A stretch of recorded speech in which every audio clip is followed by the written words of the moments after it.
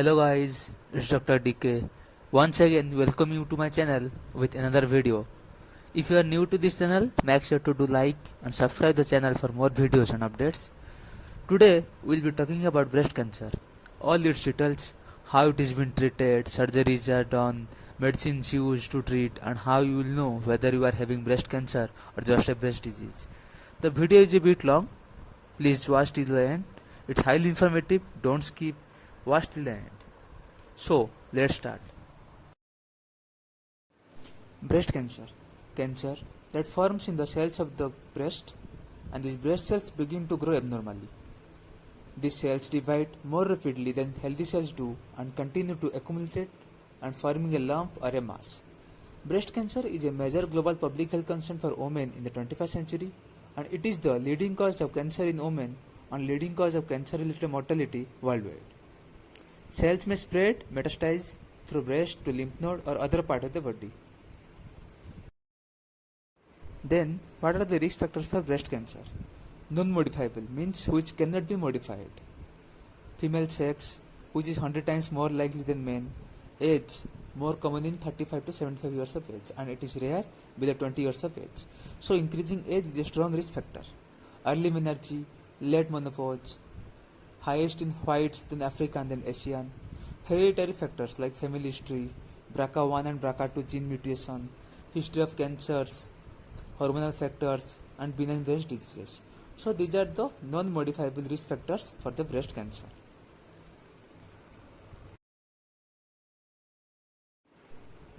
Modifiable factors means which can be modified later. Nulliparity means not having children, use of OCP. These increases the risk. Means nulliparity can be achieved by having children. Breastfeeding for longer duration, it lowers the risk for breast cancer. Postmenopausal hormonal replacement therapy, HRT, particularly when a combination of estrogen and progesterone is used. Diet. Obesity is the risk factor for breast cancer because of the synthesis of estrogen in the body fat. Then lack of exercise or inactive lifestyle, smoking, alcohol intake, and environmental factors like radiation exposure. These are the risk factors. Then comes the important topic, that is classification of benign breast disease. How will you differentiate between benign and a malignant breast disease or breast cancer? In benign breast disease, it can be congenital disorder like inverted nipple, supernumerary breast or nipples, sebaceous cyst, injury to breast, inflammation or infection, and that means aberration of normal development and involution like cyclical nodularity and mastalgia, fibrocytoadenosis, cysts, fibroadenoma, duct ectasia or periductal mastitis, pregnancy-related galactosile and lactational abscess. Look at the diagram. The formation of abscess, fibroadenoma, cyst, and tumor. How it is located? Inside a breast.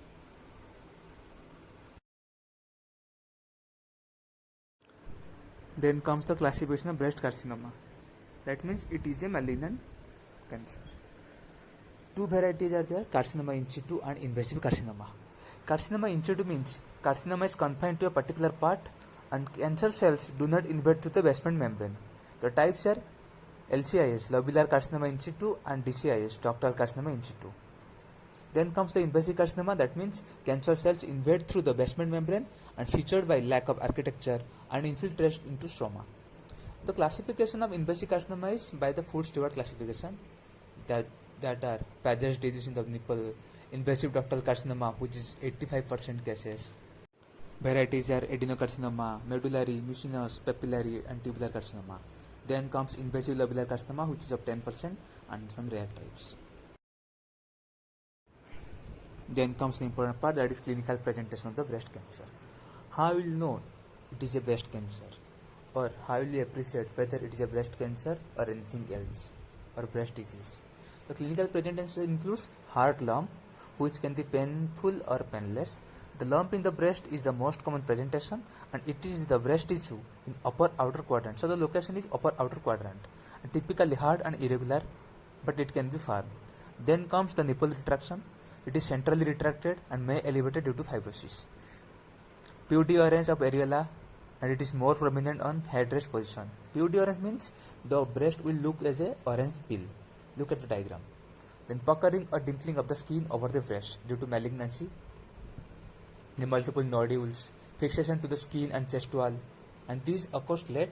And if fixation to the chest wall, breast will not fall forward on bending, because normally what happens, due to presence of the mammary bed, the breast fall on bending, but in cancer condition the breast will not fall. Then axillary mass due to lymphatic blockage, ulceration of the lump, edema of arm and metastasis. Look at the picture, how the presentation look like, how a lump look like, skin dimpling, change in skin color and texture, change in how the nipple looks like, pulling in of the nipple, clear or bloody fluid that leaks out of the nipple. So these are the basic presentation or pictures how it will look on a breast. Then let's talk about the TNM staging. TNM means tumors according to tumor, N for lymph nodes and M for metastasis, whether it is metastasized or not. Tumor size, T1 means if the tumor size is less than 2 cm, T2 if the tumor size is 2 to 5 cm, T3 more than 5 cm tumor, and T4 if the tumor extends to skin or chest wall. And among the T4 it is subdivided into A, B, C and D.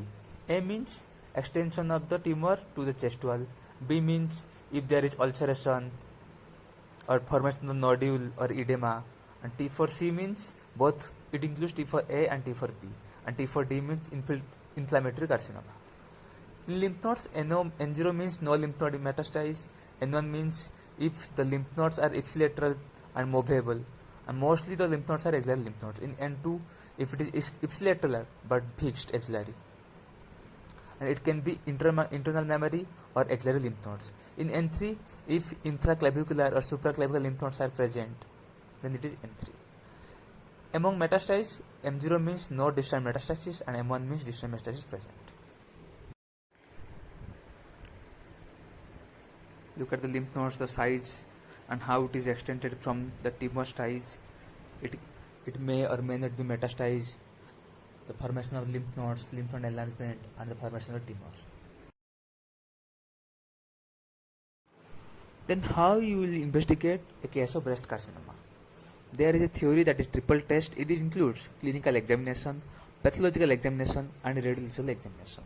In clinical examination, we have dial clock method, which is the best method, vertical method and horizontal method.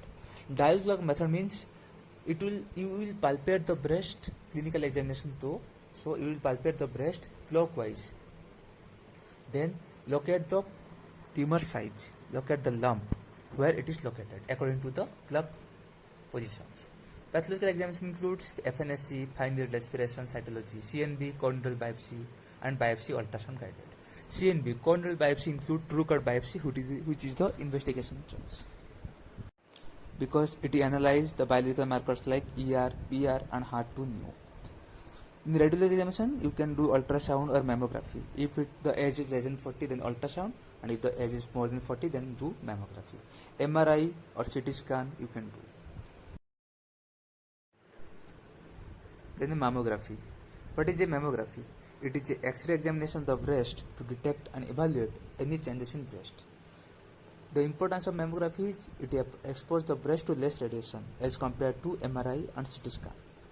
It have two types, screening mammograph and diagnostic mammograph. Screening mammograph, it is used for those women who have no signs and symptoms of breast cancer, and it is done for detection of the breast cancer, and it is done bilaterally. Indications are women above 40 years, women who have a family history of breast cancer begin after 30 years of age.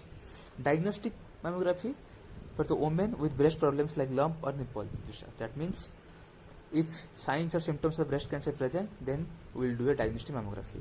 It is done for evaluation and follow-up of in benign breast diseases, and diagnostic accuracy is about 90 to 95%, and it is done bilaterally. And it is done before biopsy and done to detect multicentric and multifocally, especially when breast reconstruction is planned. Then what are the views we have to do a mammography? In screening method, we have two methods, two views, craniocaudal or medial-lateral oblique. Craniocaudal is specific for medial quadrants and medial-lateral oblique specific for outer quadrant and axilla. In diagnostic mammography, we have Four views: craniocaudal, mediolateral oblique, lateromedial, and spot compression. Now, what are the findings in mammography? What will be found? Breast density, calcification like macrocalcification or microcalcification, presence of a mass, it can be with or without calcification. If a non-cancerous mass is present, then it can be cystic or solid. If cystic, then fluid-filled sacs will be present. In benign lesions are smooth, round, punctate and popcorn-like. And complex or mixed are suspect cancer and needs biopsy or FNSC. And a highly suspicious malignant breast cancer will have features like pleomorphic, heterogeneous, hard mass irregular edges, speculations, microcalcification, loss of architecture, asymmetrical thickening of breast tissue. Then comes the result. If false negative means there will be a tumor present, but that result will be false, so it will be known as false negative result. And it can occur in young lady because of high glandular tissue and high density which can hide the tumor. False positive means the tumor will be absent but the result will be positive, and it requires diagnostic mammo, biopsy, ultrasound and MRI. Assessment. How will you assess a mammography report? Assessment is by BI-RADS score, that means breast imaging reporting and data system. The scores are from 0 to 6. Score 0 means incomplete study is there and it needs further imaging. Score 1 means mammography is negative, no evidence of cancer found. Score 2 means mammography is normal, no apparent cancer, but other disease conditions present and it needs more tests. Score 3 means probably normal, but 2% chances of cancer is present. Score 4 means findings are suspicious and 20 to 35% chances of cancer is there, so need core biopsy. Score 5 means results are highly suspicious with 95% chances of breast cancer. And score 6 means it is a known carcinoma case, already diagnosed and also confirmed by. Then what is a sentinel lymph node biopsy? Sentinel node is the first node affected or enlarged by metastasis. And sentinel means guard. So sentinel lymph node is the first node to be affected. It means biopsy. SLNB means biopsy of the first axillary lymph node draining the breast to check for involvement by tumor cells. Indications for an SLNB is it is done in all cases of early breast cancers, T1, T2, TNM staging without clinically palpable node. Procedures is sentinel lymph node localized by peri or pre-operative injection of patent blue dye or 99M TC radioisotope labeled albumin in peri-tumor area into subdermal plexus around the nipple. Then biopsized with a small incision made directly over it, visualizing by blue staining. And biopsied node sent for frozen section biopsy or imprint cytology. And if it is positive, then axillary dissection is done. Then what are the treatment options we have for a breast cancer, diagnosed breast cancer? If history of cancer is present, then we will go for a radical mastectomy. And if no history is there or it is a new case, then there is a combined approach like treatment of primary tumor, surgery is done, treatment of axilla is done by surgery, adjuvant treatment, radiation, chemotherapy and hormonal therapy. So these are the combined approach for a new case and if no history of cancer is there. So like this the treatment of a breast cancer is done. Surgery. Let's talk about the surgical options for the breast cancer. BCS, breast conservative surgery, MRM, modified radical mastectomy, total mastectomy. So let's talk about this in details. BCS, breast conservative surgery. It means lumpectomy with wide local excision, with axillary dissection, and with mandatory radiation therapy after all these procedures. Because radiation therapy reduces local recoveries. What do you mean by wide local excision? It means 1 centimeter circumference margin clearance will be there. That means if the tumor size is 4 centimeter, then additional 1 centimeter will be there. Total of 5 centimeter will be removed. Lumpectomy means removal of the lump, and axillary dissection for removal of the involved lymph nodes. And for this, there will be a separate incision. Indications of BCS are lump size less than 5 centimeter and TNM stage 1 and 2 with well differentiated tumor. And some contraindications are if the tumor size is lower than 5 centimeter, extensive DCS, pregnancy, skin fixation. MRM, modified radical mastectomy. It has 3 procedures. Petty's operation, Scanlon's operation, and Hutchinson's operation. Petty's operation means total mastectomy with axillary lymph node clearance and removal of pectoralis minor. Removal of pectoralis minor to clear all axillary lymph node, and pectoralis major is preserved here to maintain the counter of the chest wall. So, what is the difference between axillary clearance and ALND, axillary lymph node dissection? Axillary clearance means removal of all levels of lymph nodes, and axillary lymph node dissection means removal of minimum 10 lymph nodes. Not all levels will be removed. Removal of level 1 and 2 are sufficient. Scanlon operation means modified Petty operation. Instead of removing pectoralis minor, it is incised.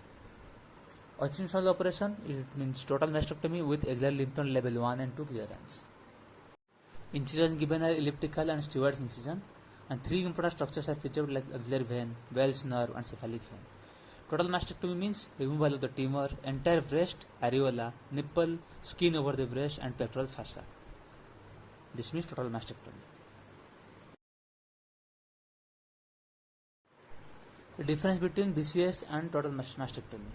BCS means the removal of the lumpectomy, removal of the tumor, and here mastectomy means removal of the entire breast along with the lymph nodes. And the diagram showing before and after. Neoadjuvant chemotherapy. It means the chemotherapy which is given before any surgery. The goal being to make an inoperable LABC into an operable LABC. That means if the surgery is inoperable, the neoadjuvant chemotherapy will make it operable. How? Because it downs the stages of the disease, it shrinks the tumor and makes it better for surgical resection. So what are the chemotherapy regimens are there?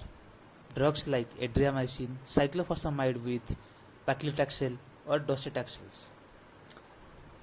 4 cycles of SC every 21 days followed by 4 cycles of paclitaxel every 21 days. Total of 8 cycles will be covered. If all 8 cycles given, then it will be known as full course. No further chemotherapy is required after the surgery. But if only 2 to 3 cycles are given, then the patient is operated, then the chemotherapy should be complete after surgery. Trastuzumab is started along with the taxanes and continued after surgery for 1 year. After completion of 8 cycles, surgery is done. MRM is preferred, but BCS is preferred in selective cases. And radiotherapy is mandatory and hormone therapy is given then. Then, let's talk about the chemotherapy and radiotherapy. Chemotherapy, the indications are positive lymph node, LABC, ERPR negative tumors, HER2 new positive tumors. The drug regimens are CAF, CEF or CMF regime. Cyclophosphamide, adriamycin, 5-fluorouracil, methotrexate and epirubicin. Radiotherapy indications are positive lymph nodes, all T3 T4 lesions, tumor size more than 5 cm, LABC and after BCS. Radiotherapy given with EBRT or brachytherapy. The types are whole breast irradiation and accelerated partial breast irradiation. Then comes hormonal therapy in breast cancer. Indications are ERPR positive patients, irrespective of any other chemo or radiation therapy treatment, this hormonal therapy is given. And if the patient is negative, then the therapy will be not benefited.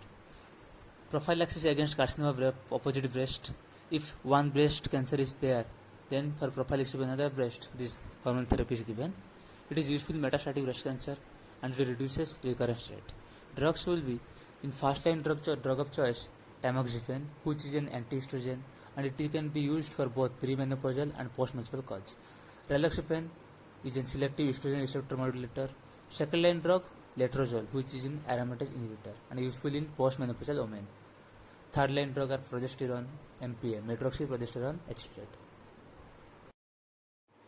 And what do you mean by early breast cancer? It means if the breast cancer is in stage 1, 2A or 2B, that means T2, N1 and N0. The diagnosis is done by mammography, core needle biopsy, MRI, chest X-ray, ultrasound abdomen, CT chest and abdomen, CBG and LFT. The treatment options are surgery, BCS or MRM, total mastectomy. Indications are tumor more than 4 cm or multicentric or poorly differentiated. And along with the surgery, the adjuvant therapy will be given like post-operative radiotherapy, chemotherapy regimens like CMF and CAF, hormonal therapy like tamoxifen, letrozole and gosirelin. Tumors that express HER2/neu require trastuzumab for 1 year. Then, what is locally advanced breast cancer? It means if the tumor is in stage 2B and 3, that is T3, NO and MO. Tumor of size more than 5 cm with or without muscle or gestural involvement. It will have extensive skin involvement or fixed axillary nodes and inflammatory conditions. But there will be the tumor will be not metastasis. The types are operable and inoperable. The stage 2B and 3A will be operable type and 3B will be inoperable. The diagnosis is done by bilateral mammography, FNAC, CNB, receptor study, CT chest and abdomen and MRI and LFT. The treatment options for operable LABC it is MRM, and for inoperable fast neoadjuvant chemotherapy will be given, followed by surgery and then chemotherapy, followed by radiation and hormonal therapy. Then comes the important thing, breast reconstruction. So most of the women will thought after the surgery they will lose their breast, or the breast will shrink, or the size and shape of the breast will be not like previous one. It will be like some psychiatric problem will be there. So what are the ideal candidate for breast reconstruction? If a patient undergone MRM, then he will be an ideal candidate. The timing will be immediate reconstruction should be done. If no contraindications are there, then immediate reconstruction. It has the advantage of avoiding the need for a second major operation procedure and psychological morbidity of the loss of breast, but it is cost effective. The reconstruction options are myocutaneous tissue flaps and implant reconstruction. In myocutaneous tissue flaps, it will allow more flexibility in the size and shape of the reconstructed breast. Pedicle flap like drum flap, latissimus dorsi mucocutaneous flap, free flap like drum flap, anterolateral thigh, and gluteus maximus metacutaneous flaps. Implant reconstruction, the implants like silicone or saline based implants. These are small to moderate sized breast, expandable, adjustable, and lesser risk of complications. So these are the implants and myocutaneous tissue flaps. Then look at the implants. It can be round shape or teardrop shape. This implant you can insert from the breast. Look at the diagram before and after. Before the breast, the size, and next the implant is inserted, then the size increases and normal counter of the breast, whatever the patient wants, it will be maintained. Look at the diagram before and after. So that's all for today's guys. If you like this video, don't forget to click the like button, and if you want more update on this channel, then do subscribe. Thank you.